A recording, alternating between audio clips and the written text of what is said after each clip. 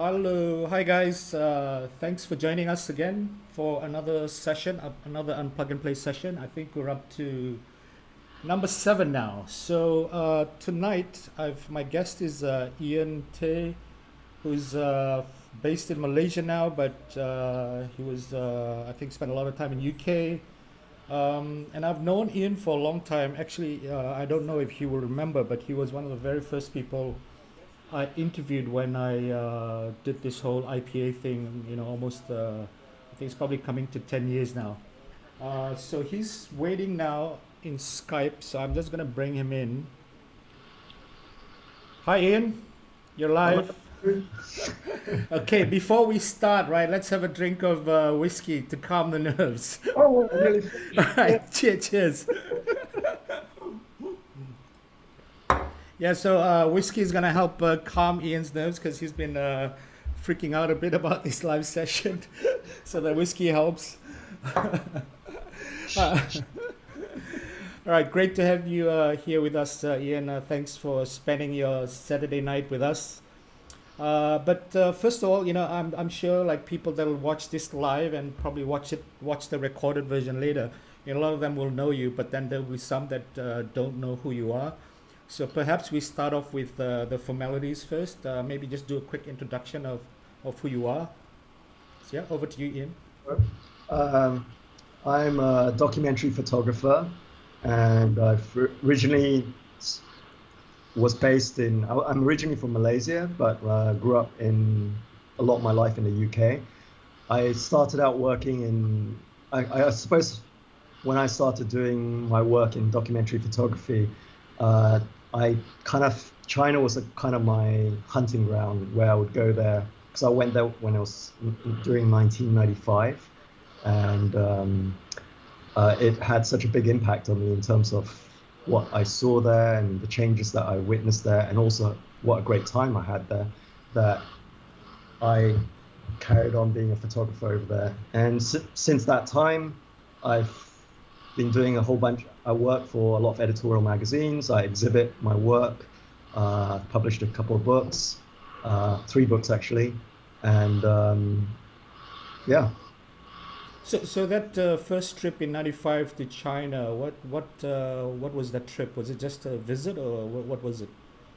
I think at that time, I mean, I studied graphic design at that young age, and for a few years, I was very influenced by photographers that I saw in books at that time. So I was considering it as a way forward in my life, as a literally as a career. But there wasn't really a path that was obvious to me how you could actually go out and make a living as a photographer, especially if you wanted to be a documentary photographer. Yeah. So I was lucky enough to actually win some kind of photo competition back in my second year in college, and it gave me a ticket to travel anywhere I wanted. And I basically saved up the money and asked them to defer the prize for about a year, and then went off after I graduated to China. And one of the reasons why I went there was also the kind of partly I was curious about my own personal roots, so I wanted to see China for myself. But I was also interested in how I would function in a job that I felt would be quite solitary. Yeah. I mean, you didn't have internet at that time, and the photographers I admired, which I found in books in the library. It wasn't easy to get access to a wide range of photographers and know about their works, but the people who, like people like Cartier-Bresson, who wrote very well about what photography was like for them, kind of moved me. But then there was also photographers who were very socially conscious, like Eugene Smith, and that influenced me with the idea that photography could actually have some kind of positive impact. So I went out there with this idea that I might go there and spend time by myself and see what it's like to function in a country where I didn't really know the language, and I would travel and take pictures. I didn't even know how to do a photo essay or anything, but it was just a trip that a time I would allocate for myself to explore photography and to experience the world. Okay, so you don't you didn't know how to speak the language, right? So were you there just wandering around using your English, or how did that? I basically, I was traveling there. The initial plan was to be there for 2 months, and I ended up, I remember copying, like, learning from a phrase book. And, I started in Yunnan, which was an easy place to travel initially, and I met many Chinese people along there, and just they were always very curious. So what little Chinese I had, I got to practice every day. Yeah, And so that way my Chinese kind of grew from that. yeah, And I didn't put too much pressure on myself. It was really like it was a trip. It was a trip for myself. It wasn't like I had to publish or produce anything at the end of it. It was just like, I'm going to travel. It's about me and my camera. And I've written out a project, or what I thought was a project, but it basically encompassed the whole of the country. yeah, It was so naive, but at the same time, it was, the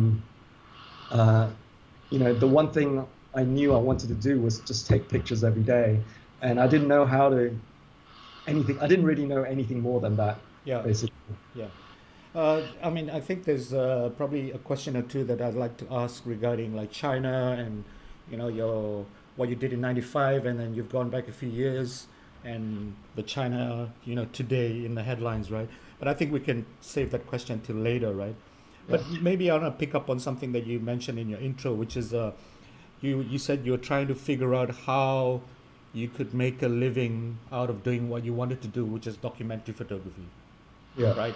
So I mean, you've been in the field now for quite a long time. So Yes. so in a very sort of summarized, brief sort of nutshell, how did you figure it out? Like, what's the, how why are you So, still here doing documentary photography? so I would say, like, I was somehow. I think there was a few things. I mean, I hate to. I mean, like, one thing is, like, naivety helps, like, Yeah, because you're passionate about something, you don't know too much about what lies ahead of you.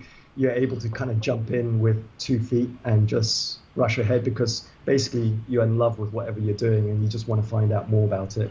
So that really helps. And I think that eagerness all um, trans, comes across, because I was also, I had to find out this information. I couldn't get it on the internet, so I would actually arrange, appointments to go and see people in the professional field, just to show my work. At first it was just photographs I did during college and all that kind of stuff, and then after that, through my trips. The the time they spent with me, with these little conversations, helped build some kind of overview as to how the photo industry functioned at that time, yeah, and which I think till this day it still kind of exists, but it's very fractured. yeah, So we have, photographers made money from making stories. I learned about how your archive was really important to you, but you couldn't just go out and shoot archive material, or like pick.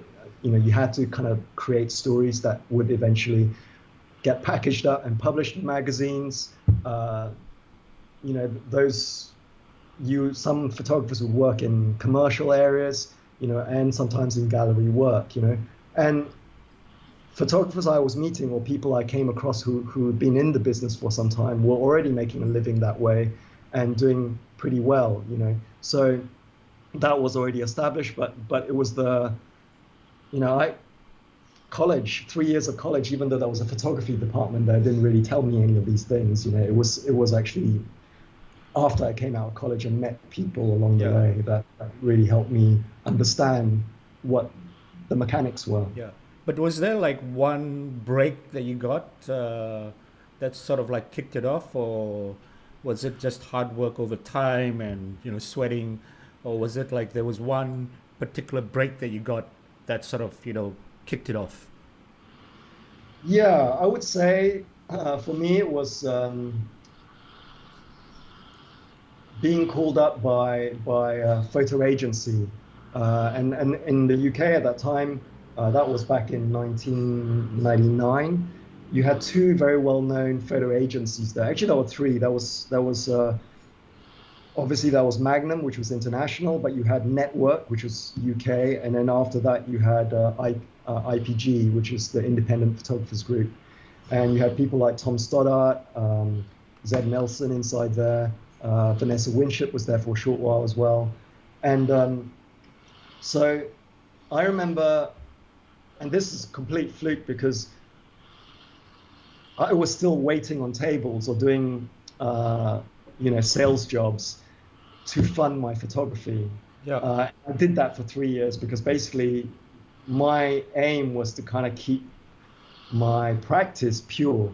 I didn't want to have the pressure of having to work professionally. So what I did was I would always, after working for a period of time, like let's say 6 months, I would resign from my job and then basically travel to another country. And so for that period of time, I would kind of build some kind of story, which I would, and collect as many images and, edit them, select them, and I would go off and show it to these publications. And was this all like China already, or was this somewhere else? So some of it was China because I was always going back to China, but then I started also going to Cuba. I was Hong Kong because I think the first 3 years I did China. Then after that I started going, Hong Kong, Cuba, Brazil. I was just really trying my hand at lots of different places. And I was also, and initially it was just about black and white photography. Then I moved into color. Then and the stories I was doing initially were very, very simple. They were more or less travel stories because I didn't feel I didn't have the skill set necessary to build something more complex than that. Yeah. And as time went on, I realized, once I felt I found a language of my own, especially in color, I then, packaged, a lot of these were travel stories to travel magazines, but sometimes it was like the equivalent of, like they had Geographic, which is like the British equivalent, of Nat Geo, and they bought these stories, and that gave me, it was never enough for me to live off them, but it was enough for me to just, pay for my trip, and then whatever I earned, doing some kind of crappy job, I would basically just save up and go off again. Yeah. But at some point, I think I was quite prolific at what I was doing. That I remember the people I was seeing was like, Ian, how do you manage to travel all the time? Like who's giving you these assignments? I said, no one's giving me these assignments. I'm just going off and doing them. It's like, how do you afford all of this? I don't know. I just, I did everything that I could to make it affordable. So I would sublet my flat. I would, when I was in Cuba, I would like literally buy cigars and bring it back to London, and I'll go knocking on bars to literally sell my cigar. The cigars are who wants some cigars? And literally all of that would like pay for my trip and a little bit more. Yeah. And then I put my images in some kind of a picture library, and then I met some other, I went on from there.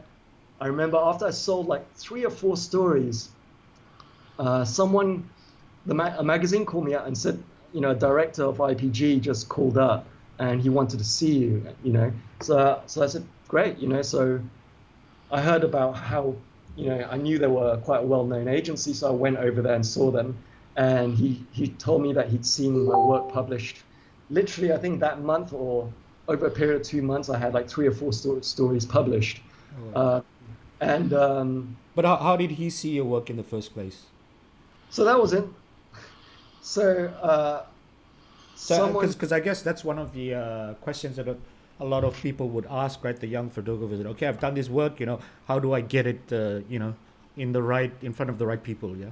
So there was no festivals. There was none of that. I was literally you're betraying your age now when you say there was no internet. There was no. I know.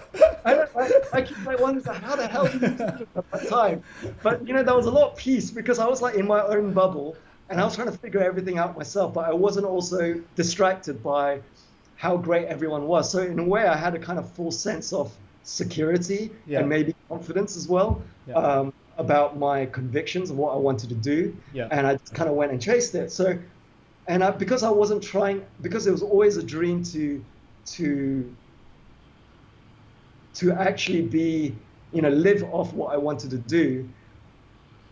It felt like any little thing I was getting was just this gift that was coming my way, and so I wasn't expecting too much at that time. Yeah. I was just literally trying to. The thing that I wanted to build was my ability as a photographer, to kind of create work that I really loved, Yeah. And so by some fluke, the magazines, the spreads that got published was discovered by a photographer in that agency. But there used to be, so the IPG was the kind of main part of the agency, and then it was separated out into another kind of like picture agency. That was, and this photographer would cut out spreads of works that she liked, and so she collected maybe 3 spreads that she liked, and they were all of mine. And then she showed it to a photographer that she really she knew, who was an IPG. Said, "Look, this guy's work's really nice. What do you think of it?" And it was Tom Stoddart. And then so he took it to the director, and and he basically called me up. So it was a complete fluke, like just from one person to the next, showing this work in form. Yeah. And I went in, and I was with them for about a year, but it helped me understand basically what an agency does for you, in terms of representation, etc. And then I kind of learned the ropes that way, in terms of how things functioned inside there. Yeah. And that was basically it. Well, it's interesting when you to hear you say like fluke and all that stuff, right? Because I think the past few nights I've been like ODing on YouTube, right? So I've been watching Marco Pierre White. I've watched a few interviews of his, and then he keeps stressing that actually luck played a big factor in his career. That he knocked on the door on this restaurant, and they took him in as a young boy, and then he trained and he learned. So he puts a lot of stress on luck. So what do you think about how much factor does luck play in one's in say, for example, your career, for example, or where you've been or where you're going? I think luck plays a lot in many people's careers or lives, and I think I always say that in photography, it's like photographers are very good. Good photographers are good at finding the luck. Yeah. Because you especially doing the kind of work we do, a lot of it depends on the opportunities that come across your way. But if you're not there looking for it, you won't see it. Yeah. So in a way, it's like the fact that I think I wasn't inhibited to, let's say, go out there and show my work, or like try and speak to people and go off and chase after some kind of half-assed dream that I didn't know where the ending was going to be. Basically put me in that position where I'd come across these opportunities. And I still reflect back at many of these times and how, some opportunities you were aware enough to pick up on them and you utilize it and optimize on these moments, and it went your way. But there are other times where basically, for whatever reason, maybe you weren't confident or things you weren't in the right frame of mind. You've kind of let things slide and you don't really kind of pick up on these opportunities as well, or maybe you don't go out to look for these opportunities. But I think it's a really important thing to, like, I think of even like sometimes harsh words that have been said to me by people I respected was sometimes the galvanizing force to push me to work harder in some areas, because I wanted to prove them wrong, even though I never would go and speak to them because I didn't know them personally that well. Yeah. But it was like a barb, that was pushing me forward. Yeah. And and so it works both ways. Sometimes it's kindness that's being shown, um, and wisdom as well. You Yeah. know, and I had that as well. People took time to just spend a couple hours with me, and I was nobody. But they would, you know, look through my portfolio, talk to me, give me advice, etc., and then pack me off and let me go away. Yeah. But those conversations, I was like thinking, I had 3 years in college, of which I had a module that was in photography. I learned basic techniques. I learned many of the things that you could pick up either off through a book and developing. But these kind of conversations that I had, you can't plan that. They happen, and they almost like shine a little torchlight, and kind of opens your world. And then you suddenly realize, oh, it's not. I thought it was this big, and then you suddenly realize it's much bigger than that. Yeah. So I see some comments coming in. I'll just read them. So Kosuke and I are watching, and they said they're very happy to see handsome Ian. And we got another comment. Another comment from Woon. He says, Undercurrents is my first photo book that I bought that started my interest in photography. Wow, big kudos to you, Ian. And another comment from Kathy Ann Lim. Photography funded by cigars, incredibly driven and innovative. All right, great. So I think we've got a lot to talk about, and it seems like we've got a good momentum here. But maybe I know you've got some stuff to share, so maybe we just go through some of the stuff you shared. You want to share? Okay. Yeah. So you want to share your screen, and then we go through them? Sure. I'll do that now.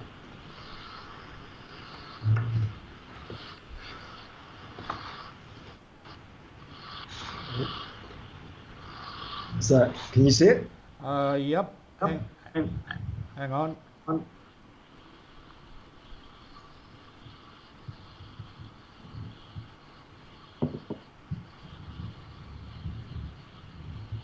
just trying to swap the screen so that I have your... Okay. All yours. Thanks. So, basically, 18th of March 2020 was when we were in the MCO, or the lockdown, happened in Malaysia. I was invited to contribute to an image or a couple of images to Nat Geo over during each week while we were with this lockdown. And they were doing a feature basically where people would basically collect, where they would be collecting photographs from all over the world of photographers living in lockdown, what the situation was like, and what the view was outside the window. So I spent every week, that was something, especially when I was watching too much Netflix and getting distracted and not knowing what I was going to do with all that free time I had in the first week. This was something that kind of like helped anchor me initially. So I think this was a couple of days after the MCO started, and this is like literally on the way near, like just outside my home, near the train station. Maybe whilst you're showing this, right? Maybe just give us a quick rundown. What's happening with COVID in Malaysia? Because I think this is the first time we're speaking to someone that is in Malaysia at the moment. So I think Malaysia's been really fortunate. I mean, like, it was the worst country in Southeast Asia with the highest infection rates at one point, and one of that was because of like a large religious gathering that kind of like helped create that spike. Yep. But since then, with the lockdowns and various kind of like precautions that have been taken, they've really managed to get a handle on it. It's, they've been doing a pretty good job. So Malaysia boleh. And and the other thing so for a period of like we had a full lockdown pretty much for I think it was like a month and a half at least before we went into partial lockdown. Okay. And so during the full lockdown, you were only allowed to go to supermarkets to shop for food and groceries or go out for emergency purposes. And one of the other things is you couldn't travel further than 10-kilometer radius from your home. But that radius, like if you're going to a supermarket at the end of, to the furthest extreme and you have other supermarkets nearby, there'll be roadblocks by police and they'll send you back, Okay. So that was the situation there.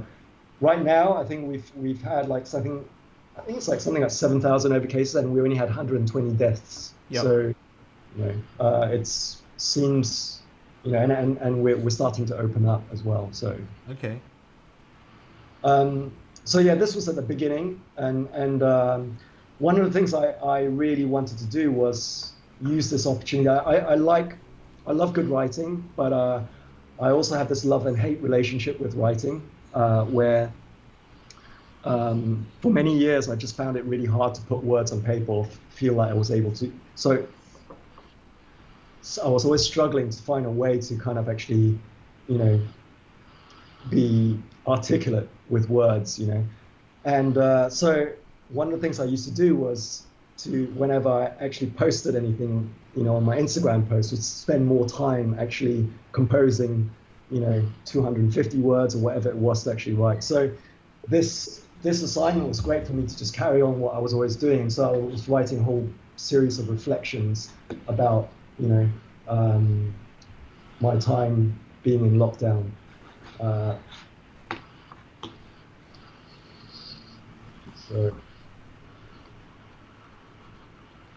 And then I managed to pull, since we couldn't go anywhere else, I had to figure out innovative ways of actually photographing in my apartment, and I roped in my wife to be a prop in the image as well. I think that's the first public image of you with your wife, right? Yeah.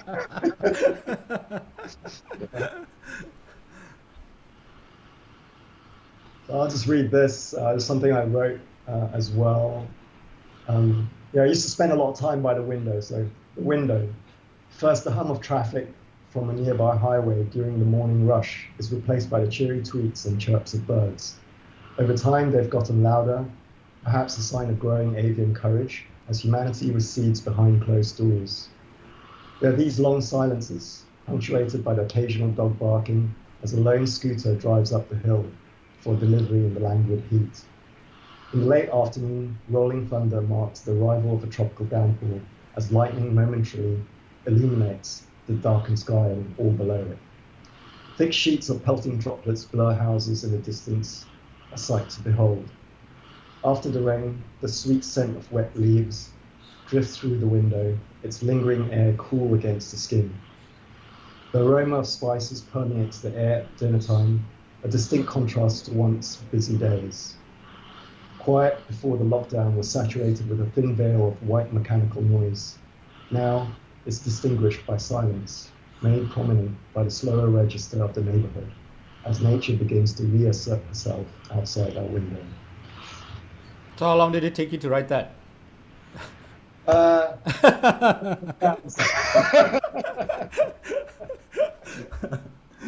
It was fun. I really enjoyed it.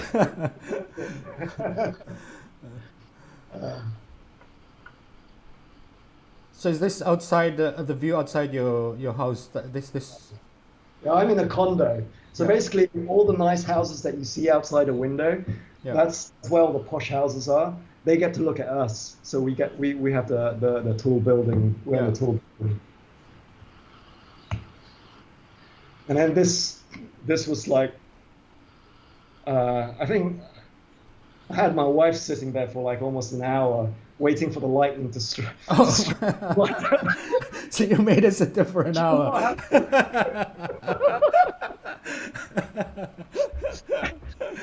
I think after like 40 minutes, I said, she said, "You're not going to put my face in there." I said, "No, I'm not putting your face inside there." And then afterwards, I said to her, after 40 minutes, it's like, "Your face is going to be blurred, but can you not look so grumpy, please?" People are going to be able to tell.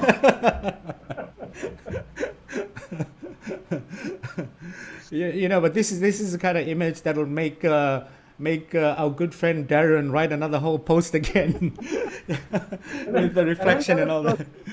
I was sticking my head outside the window and I was trying to shoot this shot, and I was thinking I should really get a tripod so that I can actually hold the frame, because I couldn't time when the lightning was coming. Yeah. And sometimes you get literally like half a second where everything just lights up. Yeah. But I was just sticking my head out there, and then like every time it came out, because I've been in that position for so long, my hands were starting to shake as well, because I couldn't actually hold the camera that long for so still. Yeah. So I kept screwing it up for ages, so she ended up staying even longer. And then one of the things we had to do was also go and photograph out in, I tried to go and look around at the shops, because we were, like being able to go out to the supermarkets was a big deal, because we'd spend 3 or 4 days at home cooped up in our apartment. Yeah. So, yeah. Since we're in lockdown, supermarket visits are a big event. Peter, the general manager, tells me they have implemented precautions for both the staff and customers. Depending on their jobs and the amount of close contact they have with customers, staff wear varying levels of PPE. At cashier checkouts, they wear a combination of masks, face shields, and gloves, while public hand sanitizers are also placed there strategically. Meanwhile, at the entrance, young Masood Rana from Bangladesh diligently sanitizes the handles of trolleys before handing them on to customers. The handles have been cleaned previously. The second sweep is merely an added assurance for newly arriving customers. I'm grateful to these essential workers who make sure the shelves are well stocked with fresh produce daily and who serve us with a smile. They are locals as well as those who come from distant countries for better job opportunities. Today, they are among the many unsung heroes, ensuring the nation in isolation still thrives despite the pandemic. So I'm sure you've seen it when you go to your malls as well, but everything's empty. Yeah. And then basically the only place that's busy is the supermarkets. Yeah. Is it compulsory to wear a mask in public in KL? I think during the MCO, yes, you have to do it. But once, like now, it's only like when you go into enclosed spaces or small places. So like if you go into shops, but it's kind of like people are pretty relaxed now. So Okay. It really depends on the places you go to and how well what their policies are. Okay. For example, they're like from next Monday, they're planning to open up, many gyms. Yep. So they have like SOPs that are kind of put in place about how we're supposed to actually, book times in to go inside, etc. Yep. All those kind of things. So yeah, this is the highway going into the mall, but this was during the MCO, the actual full MCO time. And then I did a short assignment where I had to go and look out, because you had the Hari Raya around that time. Yep. Fairly recently, and so the government tried to open up, like shops and allow people to go shopping. So they still had SOPs, you had to go, standard operating procedures, you had to sanitize, check your temperatures, all the contact tracing stuff. So this is in the center of KL.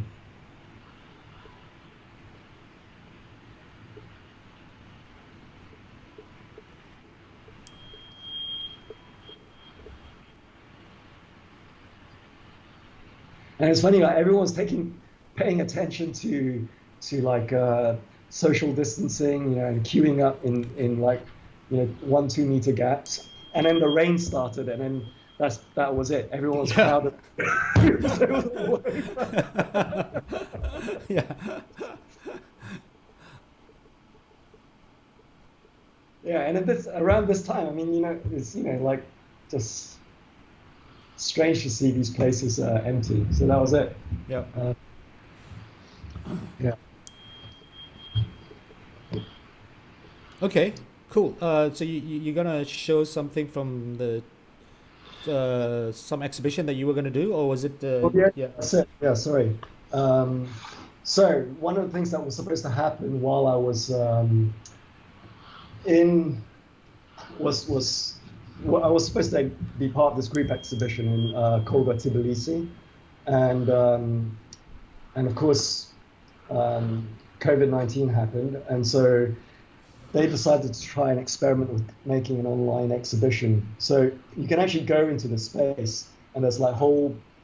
I mean, this is one exhibition with my work and a whole bunch of other photographers as well, um, including the kind of NASA rover that was in Mars.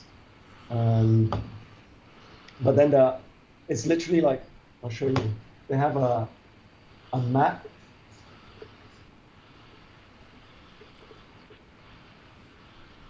that shows you the whole town, and Yeah. then you can go to visit different exhibitions that are showing inside there, and so you can view the spaces that are inside there. Yeah. So I think like I was mentioning to you earlier, this virtual exhibition and the gallery space actually looks quite good compared to some that I've seen, because right now, it's quite popular. Everyone's kind of doing these virtual exhibitions, right?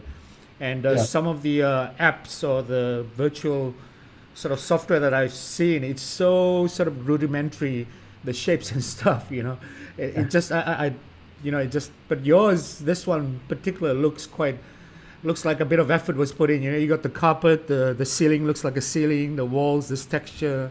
So so yeah, no, I mean it was kind of a surprise for me, but it seems like what they did was like actually, photograph the whole of the interior of the building, yeah, the actual exhibition space, and then since they didn't need to print up the exhibition itself and frame them, we would just literally drop in the files into these places. I mean, I don't know how it was done, but it's kind of it was. I was really pleasantly surprised at how well they did it. yeah. Um,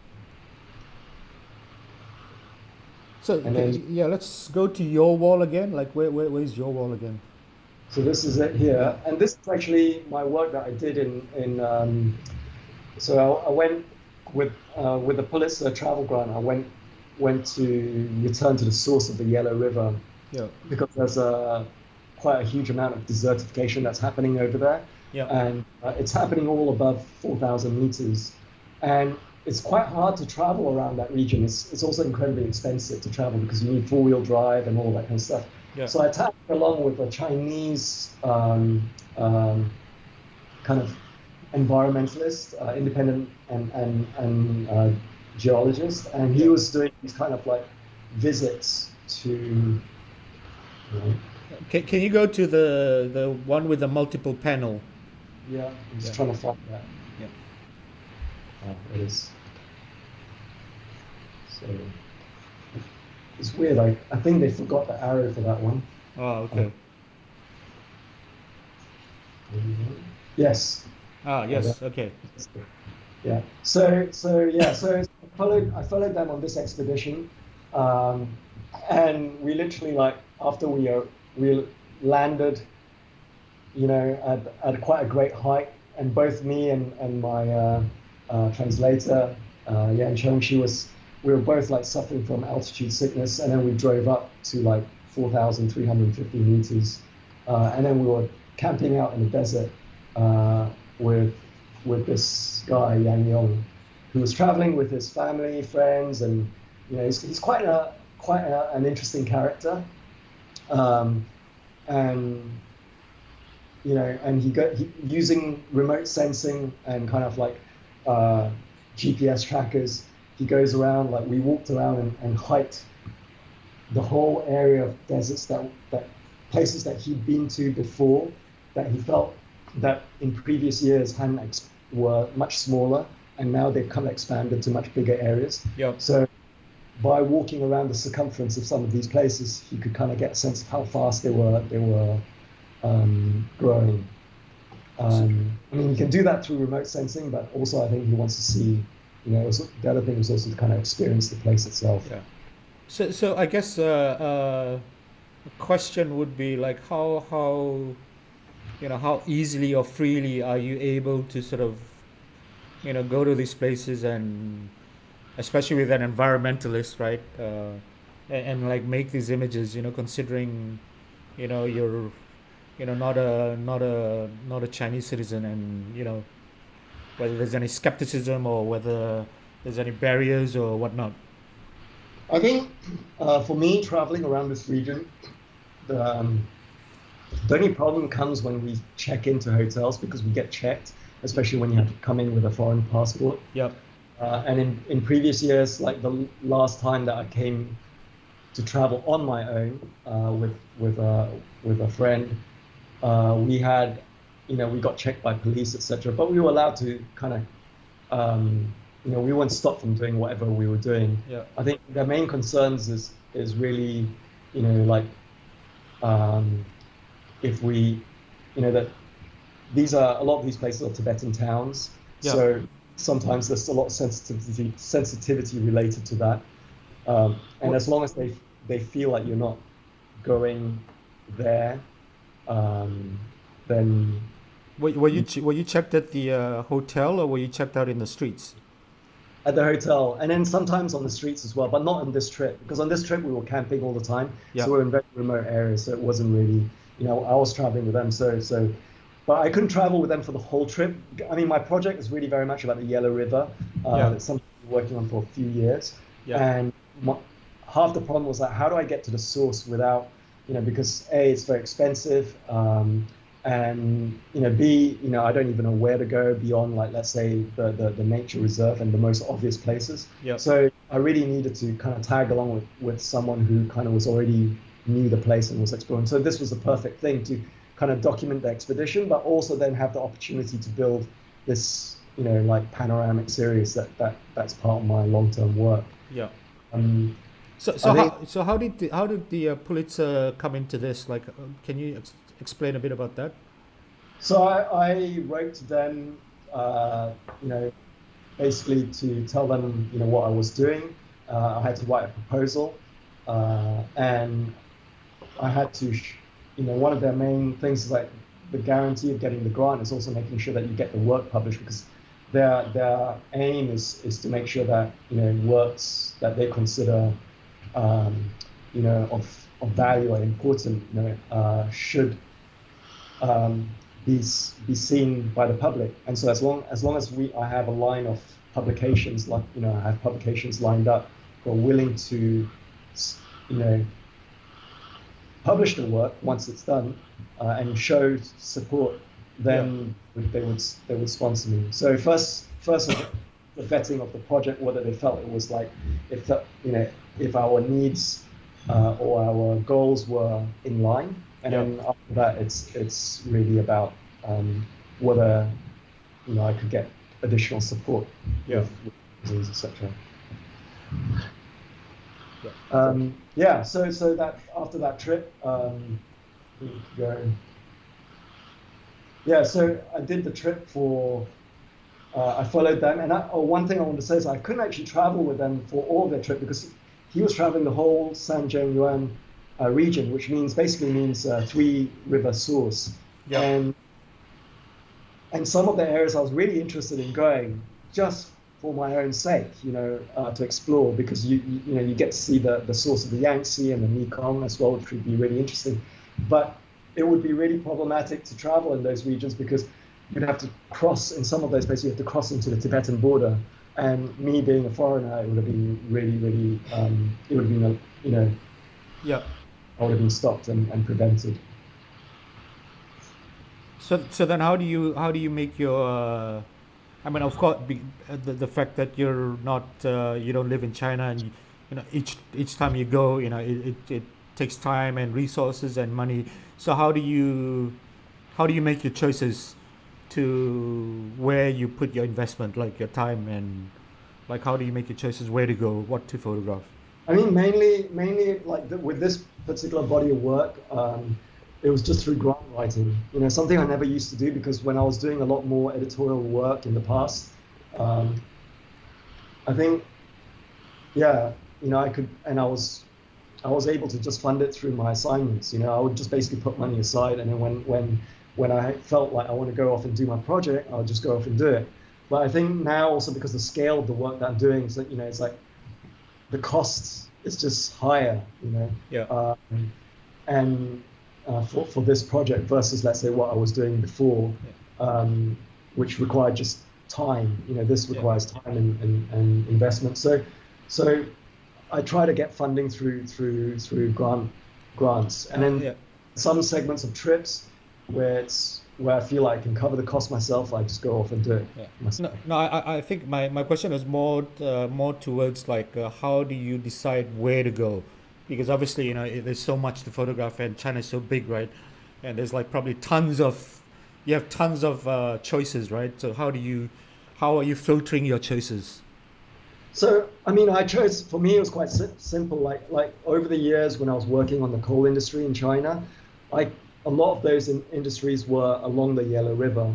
And one of the things I felt, I'd already kind of shown what it was like, what these environments were like for workers, but also kind of like the landscapes, how they were marked.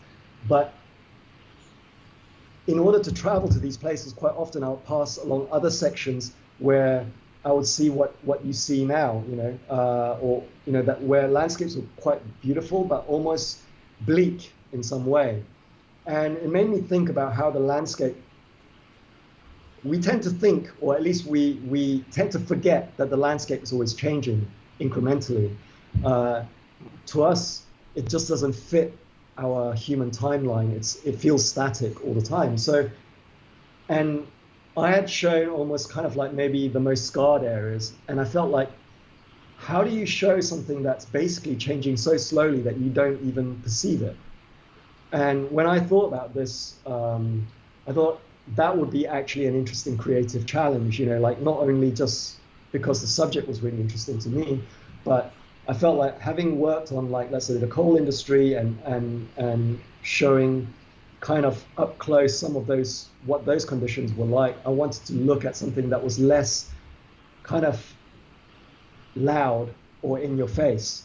And so the idea of going towards, traveling along the Yellow River and looking at the landscape along there, because what I had seen through my travels was like, this was a landscape that felt like it's been, not every single inch of it has been used up in some way by civilization, and whether you're aware of it or not. And it feels like most of those changes happened in the last 3 or 4 decades. And that was my focus initially, except when I started to do the work and I started traveling to all these places, I realized, and after reading books, etc., this has been going on for centuries, through different, all the way back, like, for example, the coastline of where the Yellow River Delta is, the town, the town that is there now was sea, and that the city that's there now is built on, like the kind of alluvial soil that gets deposited there. So every year that the country is growing bigger because of all the soil that's being taken from the source and dropped over as it enters the Bohai Sea, because it's one of the most silted rivers in the world. So, but that's just like geographically. But even if you look at it like over the centuries, because of that, because of like this high level of silt that's in that river, it's prone to flooding and all sorts of other issues, which is the reason why it's called the China's sorrow, as well as the mother river. So one of the reasons why I started is because of how, at least in Chinese culture, is deemed as, like the river's deemed as very important because it's the source of its 5,000 year civilization started along these banks. And although that's not absolutely technically true, it's something that basically the Communist Party grasps and reiterates all the time. They've kind of simplified the whole story to say that it's along the banks of the Yellow River, and it's such a contrast when you look at, let's say, the reality that's there and how culturally important it is. And I wanted to show how these changes happen, but only incrementally, in that sense. And so one of the things I tried to do, how do you, through photographing these landscapes, I tried to show first this beauty in a way to draw the viewer in and to leave some kind of element which maybe shows that something's not quite right, or you sense that something's not quite right. And through a body of text that explains what goes on, and talks about maybe the context of the place beyond its frame or beyond the timeline that's there. So you get to understand, the layers that's being, you get to understand the various layers within this kind of more complex subject. Yeah. So as a result, what I'm hoping for is, when it's being exhibited, at least when I've had it exhibited, I always had a body, a small text, kind of an expanded piece of text that went with the picture. So the picture was always printed fairly large. You could kind of be drawn into it first, then afterwards you kind of like learn about what happens there.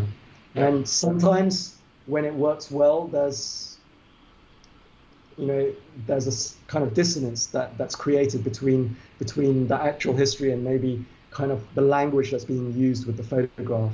Okay. I think there's more stuff I'd like to chat about regarding this, but the screen is spinning in this virtual thing, so I think everyone's gonna like knock out.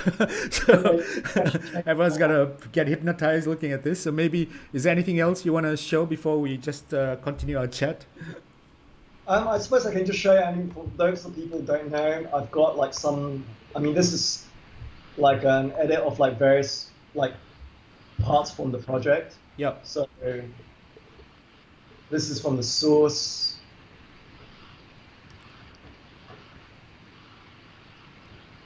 So I've seen like obviously the Yellow River has been covered a bit as well in China by Chinese photographers, right? And some of the more sort of popular ones or well-known ones, have been photographed, and I think they come across more with a social context where there's people and how the people sort of live by the river, sort of, and their relationship with the river, right? So, obviously you've seen those work as well, right? Yeah. Yeah. I mean, yeah, I have, yeah. I mean, I think, so what's your question? Well, I'm just saying, like, how do you, how do you sort of place that type of work? Because obviously, I think the way you photographed as well has changed, especially with this, your earlier work where I think Moon mentioned Undercurrents, right? It was more the 35, walking around with the 35 lens and doing the layered stuff with people, but these are all very sort of stark, vast landscapes with a much larger camera, so how did that decision happen that you switched?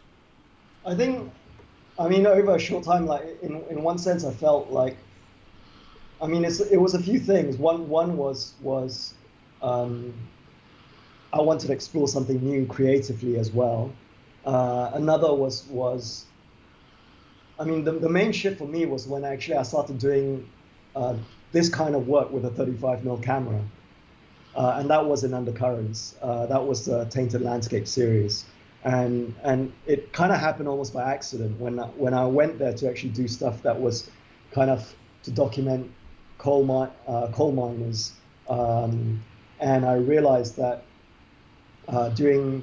this was like 2007, during the Chinese New Year, and it was just the year before the Beijing Olympics, and so all of these mines and factories got shut down. Partly to kind of reduce the pollution, but to avoid accidents that were very common at that time. So they were trying to avoid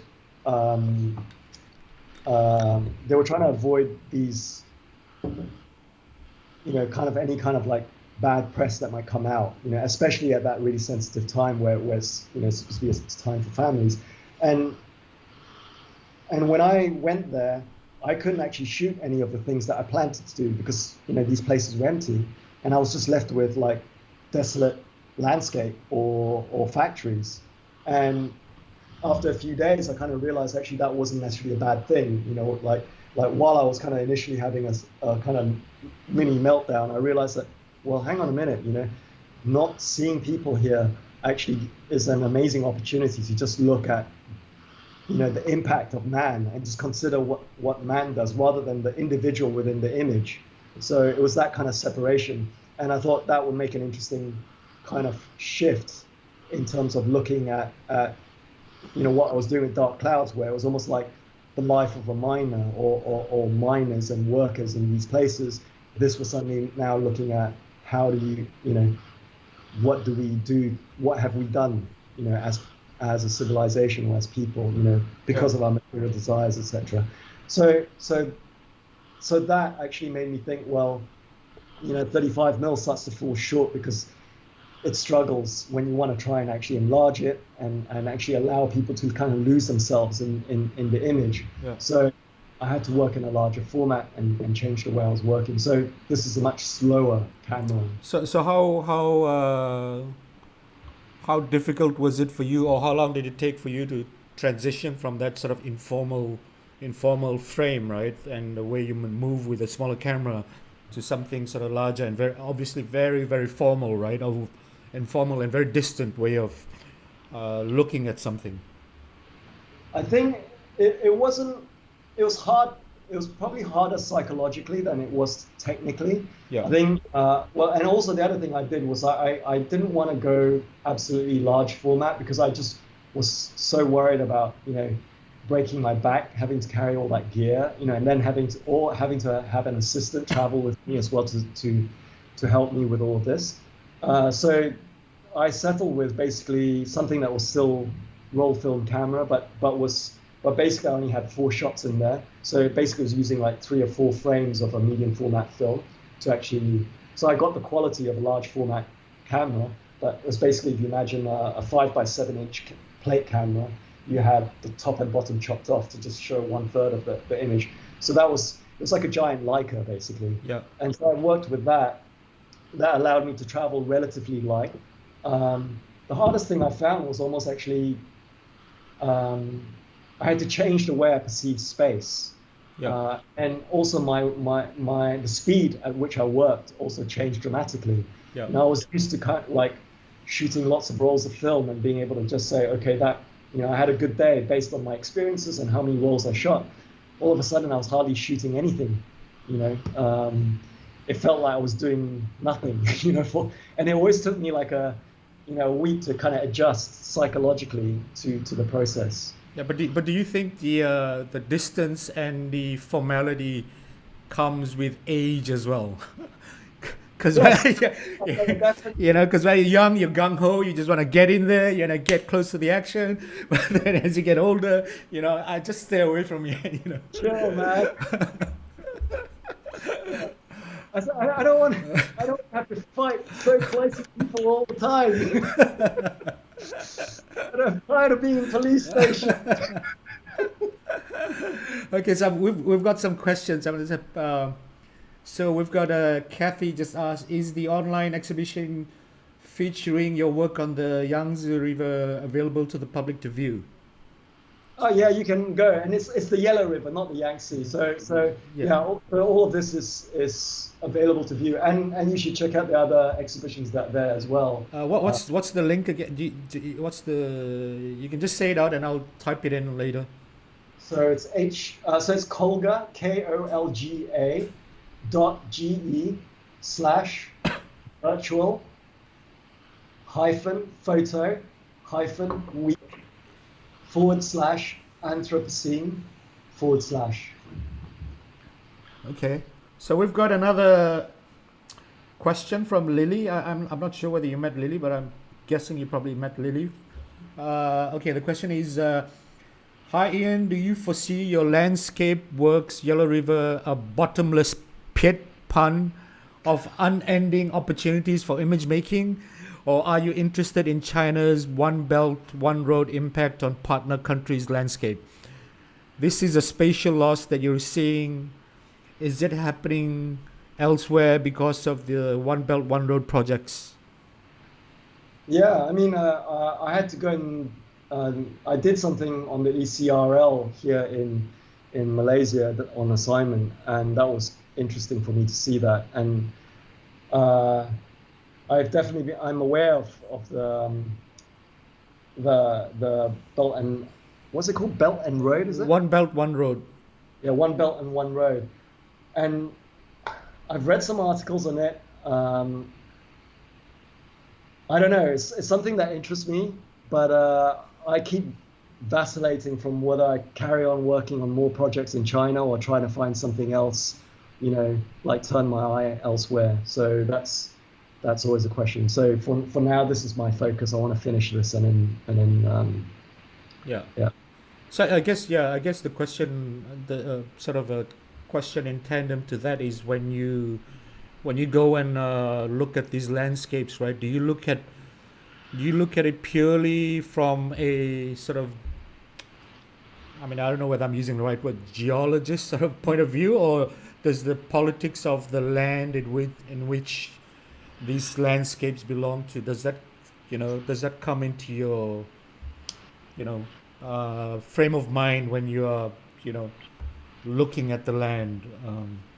I think one image that kind of like was key for me when I was working on this project and gave me an idea of what I was trying to achieve, because I mean, like I think the idea kind of for me formulated over time was this one, and this was when I went to it's the Sanmenxia Dam, and I mean you're just basically looking at the ripples of the Yellow River, but behind the reservoir. And it was, I think, one of the first major dams that was being built, and it was using Russian engineering skills. But so I'll read you the caption because I don't know if you guys can read it very easily there. But it says, the Yellow River viewed from the top of the controversial Sanmenxia Dam. Heralded as a great engineering feat, the dam was built in 1960 to tame the river. Its image was subsequently printed on the country's banknotes, yet within 4 years of opening, the dam had lost 40% of its water storage capacity because of silt, and its turbines were clogged. Despite renovations, the dam currently has less than 10% of its original storage capacity and generates about only 25 megawatts compared to the expected 1,160. The dam has failed to prevent severe flooding upstream and still prompts much controversy, including government arrests of the project's most outspoken critics. So for me, this was a shift, or kind of gave me an idea of kind of the things I was looking for in the work, and where also the text serves a slightly different purpose to what's going on in the image. So in the dream, in the photograph, like I tried to photograph the dam. I spent ages trying to photograph the dam, and now I realized that from where I was standing, it was better I just photographed the water, because through the ripples on the water, you got a sense of the height I was standing on, and that I was at, and that can only be achieved by, let's say, either flying the plane or actually standing on a huge dam. And so, and the image and the kind of just the way it looks is kind of has this dreamy quality about it. And I think for so much of the challenges that China has been going through around this period, and even to this day, is like being the desire to be recognized in the world stage. And so these projects become something more than what it actually is supposed to do. So rather than actually it managing, being about water management, it's actually a lot to do with the identity of the country as well, and what its aspirations are. And so the image for me represents that, the dream or the aspirations of a country. But at the same time, when you read the text, the context and the history behind it helps provide, some of the kind of the actual transactional costs that come about through Yeah. realizing these dreams. So I suppose when I first thought about this, when I was working on my work, it's like, again, you know, in part it was like the challenge of actually exhibiting work that I made in China, and was wondering, you know, I never had problems, but there was always this kind of worry that you might have problems exhibiting in China because of maybe certain types of works that might be sensitive. But in my mind, I thought, well, what would it be like to actually write a letter, you know, like a visual letter to a country, you know, that in a way, you know, values its cultural history, and it's very closely connected to the river. You know, it's, you know, even the arts, you know, paint, their poems talk about the river, but at the same time, the actual river was physically dying, you know, because it was such an important resource, you know, not only during the last few decades, but throughout time. So it's kind of like trying to show that kind of tension between these two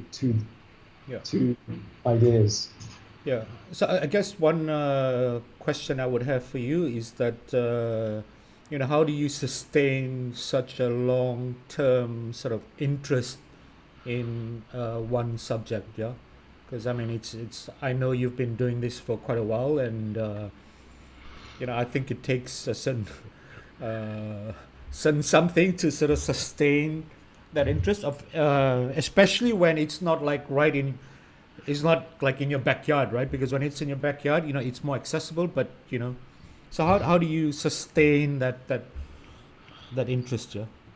I think I mean, for this project, it's more about like me revisiting, like having a commitment to revisit, you know, every year to just go back there, and I feel like I'm kind of at the tail end of it now, but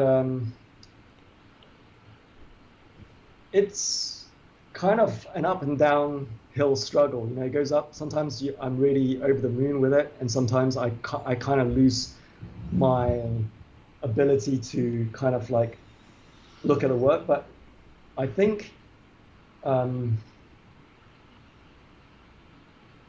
thing that sustains me for this work is actually some of the ideas that I'm exploring with it and what I'm trying to do with it. And so that really stimulates me. And sometimes it's almost like I feel like, just get on with the pictures already. I want to get on with editing and looking at the stuff, you know, and see what I can come up with. Yeah. But and it's kind of different in that sense, because I think when I was working with 35mm and I was working with kind of more, it was almost like I felt I always had to go back fairly soon to actually document what I was doing. Whereas with this one, I feel like, you know, things are changing so slowly, and what I'm interested in is not of a specific time, but over a period of change. It doesn't, you know, it's something that I just keep revisiting, and I'm happy to just keep coming back. Yeah. So and you mentioned that you kind of feeling that you're coming to the tail end of it, right? So yeah. So you know, actually, I get asked that question a lot, you know, by, you know, young photographers or whatever. How do you know when a project is finished? You know, how do you know when it ends? You know, so I guess since you brought it up, you know, that's a good question to ask you. You know, so I'll throw that at you. You know, because I feel like I want to move on to something else is one thing, but I think also like I feel like I've tried to edit this work, and I feel like I find it really hard to expand beyond a certain number of images. I mean, I've got other images that I really like, but I feel like it starts to replicate itself. And in a way, there's a part of me that really wants to keep it really concentrated in terms of how it's being read. And I think maybe that's, you know, maybe I need to kind of like get more different opinions about that, you know, from other, you know, friends and colleagues, etc. But so far, my edits are only, you know, I feel like I would struggle to go beyond 40. And I think what I love is actually around 30. So I don't feel like even like my last trip, when I go out, I've found a few images, even though my edit for the exhibition was like or for my large edit, it's like maybe 30 images. But what I will pull from that into this project is only a small handful, because yeah. So I think. Yeah. So I guess another question I would ask is, so why have you resisted the popular trend to sort of include other mediums or other sort of material aside? It looks like from what I see, you've just stuck to the still image, right? And you haven't, you know, incorporated sort of other mediums, video, writing, archival material. So why, can you tell us a bit about that?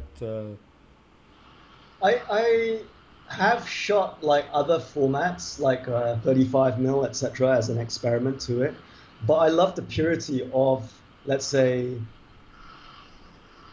it's like if I start, I mean, like when I look at, let's say, the exhibition where I put the expedition pictures, etc., I like the second narrative that goes on inside there, and then you have all these other images there. But it's very much about like what I did with Traces Dark Clouds, where you have these two different narratives that are going inside there. With this one, it's like, and with that one, my text was very sparse. It was very much about the images taking you on this journey. Here, the language that I'm using is really image and text.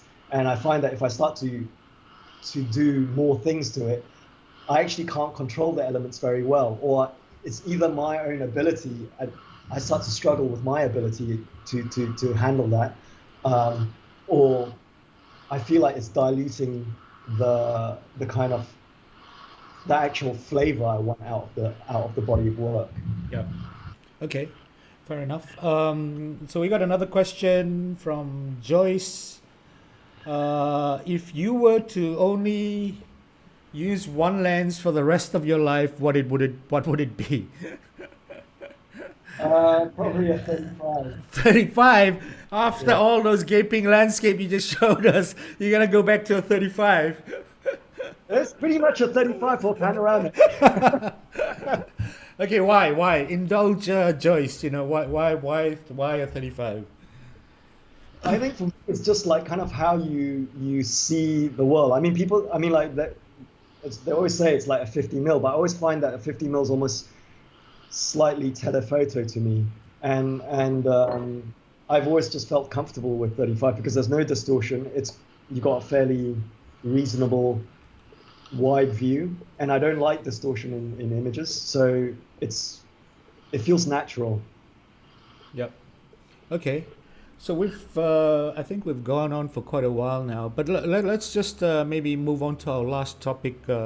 So so you've been helping out with the Angkor photo workshops, being a tutor for the students, and I think you did the photo book workshop with me as well, like a few years ago, right? And then you've done the stuff with Vig at Obscura.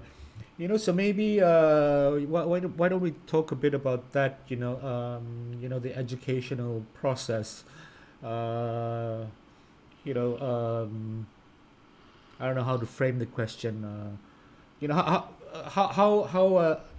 What are some of the challenges that you feel? Maybe the last 2-3 years, the students that are coming in, that are trying to sort of learn. What do you feel, or what have you observed as some of the challenges that I mean, I'm generalizing, of course, yeah. What are some of the challenges that the current young photographers are kind of facing, when they come to these workshops, and that you have to sort of share your knowledge in terms?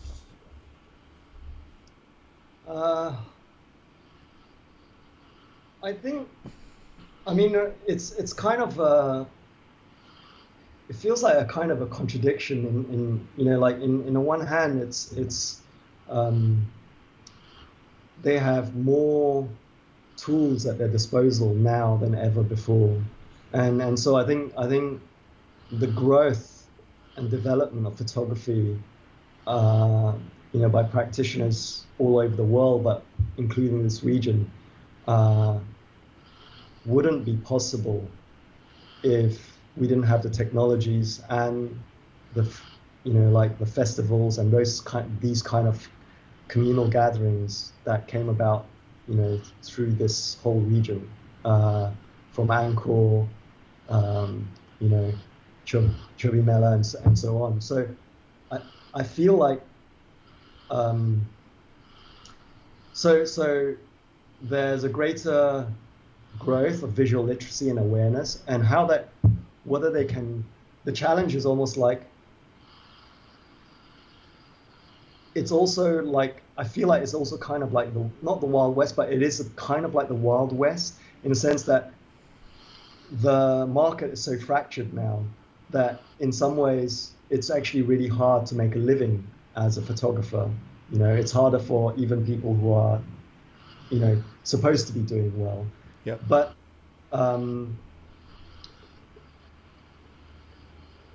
I think it's hard because the systems that are in place, because they have been fractured for so long and slowly being taken apart, that people are having to find their own way as to how to exist and make this thing work for them.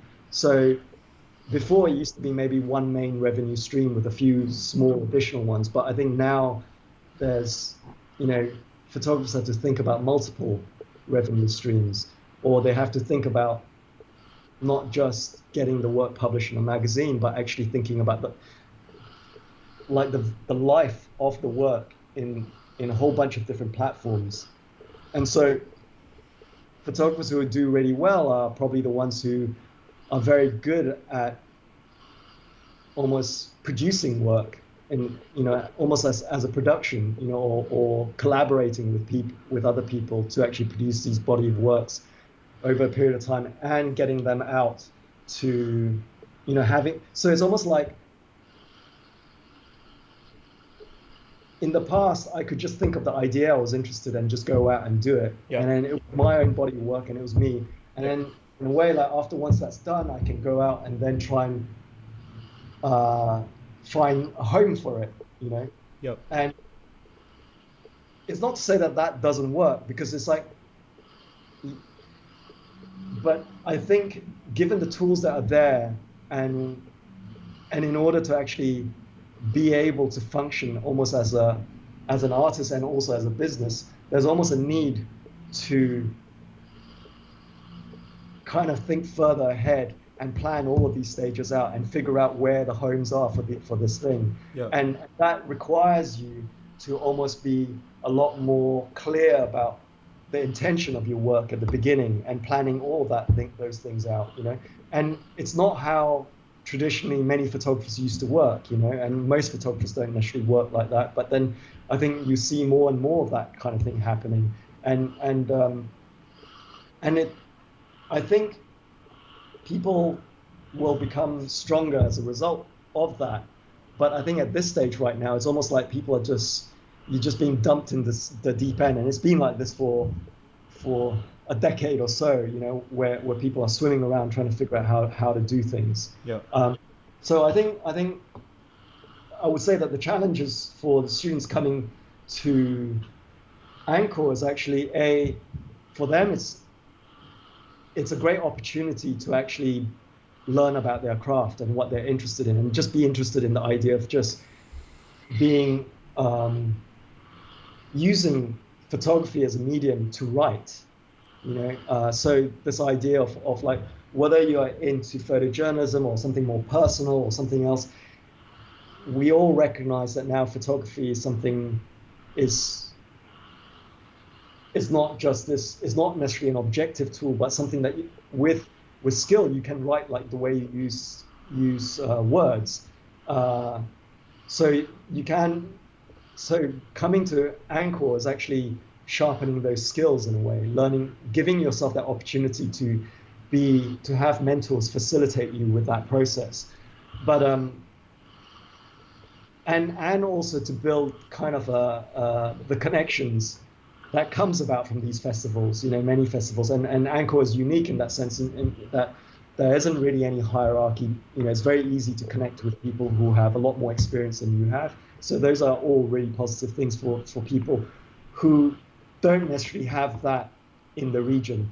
But beyond that, when they go back, it's these networks that they manage to establish, these friendships that they manage to establish, those are the things that can actually help keep them alive, in terms of, because this is not going to be an easy, there's no kind of quick way out of this. If they are interested in this long enough, for a longer period of time, they have to figure out all of these things, and so they'll need the emotional support, but also the kind of resources that these connections can bring about. Okay, so maybe I'll just add that one last question, right? So what has kept? Can you give us in quick 3 things, right? That's kept you in the business, sustaining a pretty long career. I'm not saying that your career is ending, but I'm just saying you've been at it for a while. Yeah. So I'm sure you have things to share, right? So what's in a very, very quick summary, what's 3 things that you think has kept you going?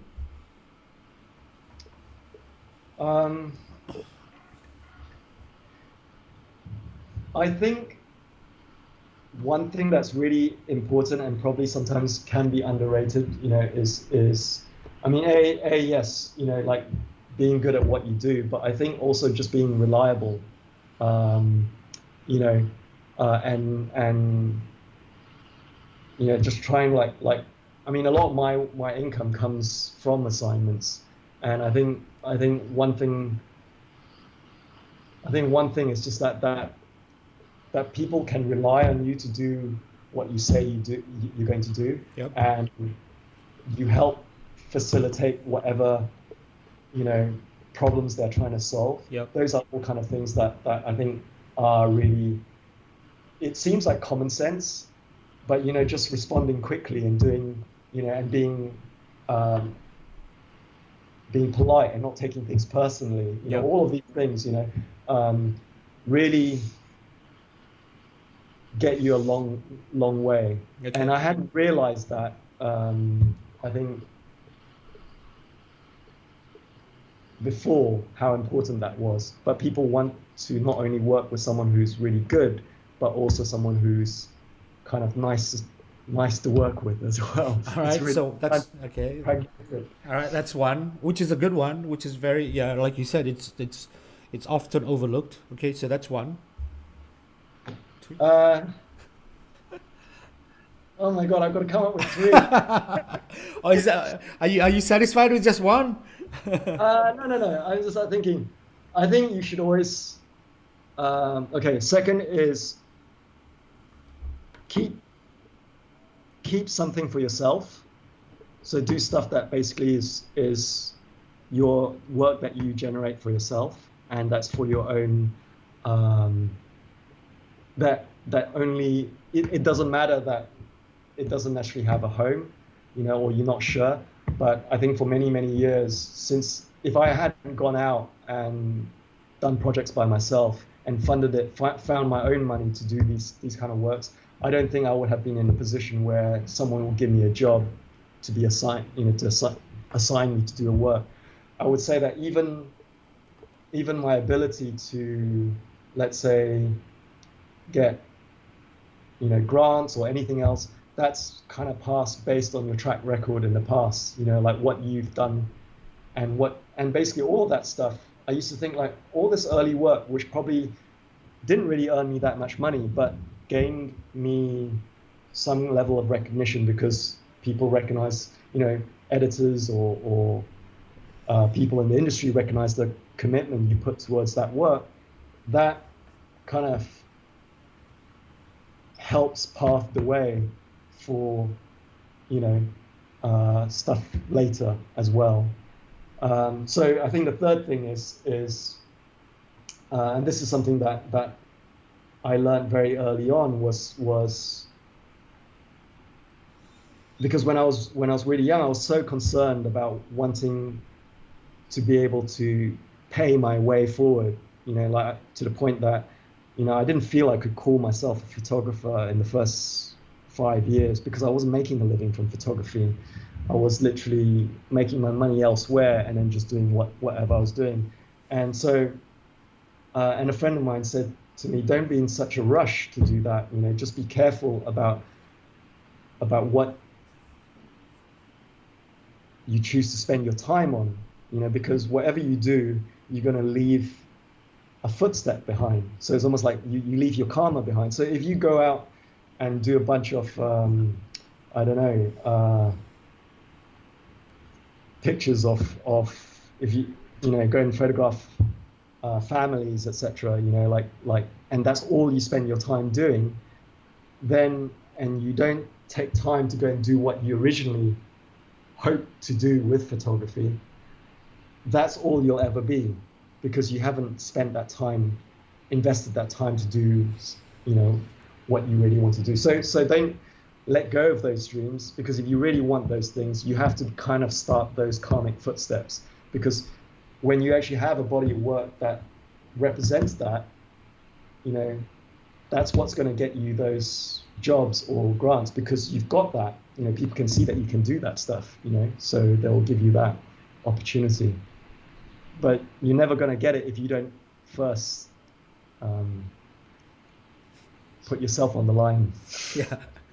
All right, great, wonderful. I think we had a fantastic session. Actually, we discussed a lot of stuff, and I think you were very forthcoming with your comments. But I'll let you have the last word. Is there anything else you want to share, maybe something that might be coming up or whatnot, before we sort of end off the session? Anything? You're planning on making the book or whatever? I don't know, whatever. No, I'm planning to go climbing with Kosuke. And I want to go climbing with him as well. And if we go to Angkor, we're going to go climbing together. That's my thing. He's been training very hard. Yeah, I know. I saw. Yeah. But all the lunch bento boxes that I's been making for him, it's like detrimental. So he'll get stronger biceps because he has more lift. All right.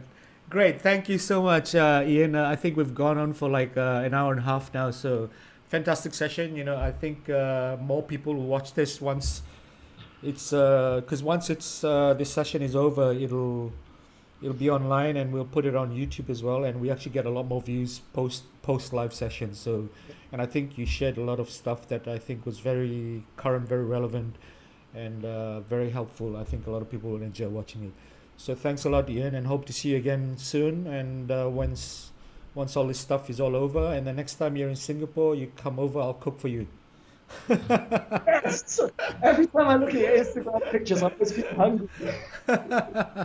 By the way, who does the cooking at your house? My wife, and she's really, really good. I didn't know that. Usually she's always working really late shifts. Yeah. And then all of a sudden recently, she, with the lockdown, she's had so much more time, so she's cooking, and I feel like, I was like, wow, this is so good. I don't need to go out to eat anymore. This is better than outside. So I'm quite lucky. All right, one last sip of whiskey. Have you finished or what? I have to top up. Yeah, come on, top up. All right, hi everyone watching. I hope you guys enjoyed the talk. I haven't figured out who I'm gonna speak to next because I've been a bit busy with things. Satish, nice to see you joined as well. Does anyone have any last questions before we sort of sign off? Oh, Lily, any more last questions, Lily? So Satish said thanks, so Satish was watching, Satish, right? Yes, I do know Satish. Say hi back to him. Yeah. Well. All right, man. Virtual cheers. All the best. Till the next time. Yeah. Okay, guys, we're gonna sign off now. Thank you, everyone, for watching, and we'll see you again next time. And watch out for. I'm gonna type the. I'm gonna share the link with for Ian's virtual exhibition later, so you can watch out for that and go check it out. And I'm gonna post a link to Ian's website just in case some of you don't know what it is, but I'm sure most of you all know. So take care, everybody. I hope you all are coping, doing well, and stay safe. Till next time. Bye. Bye.